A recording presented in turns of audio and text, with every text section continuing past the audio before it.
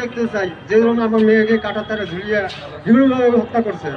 আপনারা সবাই আমার ফেলানোর জন্য সবাই আগে আসেন। আপনারা ফেলানোর জন্য আপনারা সবাই আগে আসা আমাদের মেয়ের হত্যাকারীদের বিচারা আতা আনুন, আর বিচার হোক, সর্বোচ্চ শাস্তি চাই অনেক বছর, এটি আমি চাই।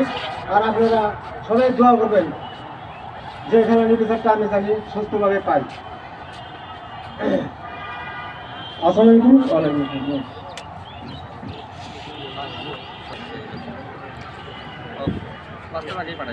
আমি ফেলানির আম্মা।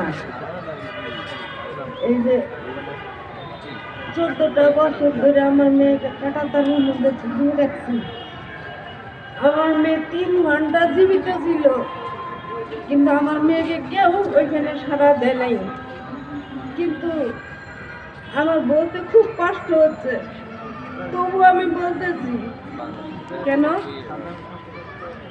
আমার মেয়ে যেরকম কাঁটাতারের মধ্যে ঝুলছে, ওরকম আমার ফেলানির বিচারটা যদি হইতো, বা এই যে আগের সরকার ছিল উনি যদি বিচারটা করতো, তাইলে আমার মেয়ের মতো আর কোনো মার সন্তান ওই কাঁটাতারের মধ্যে ঝুলতো না বা মারাও যাইতো না। কিন্তু ওই সরকার করে নাই।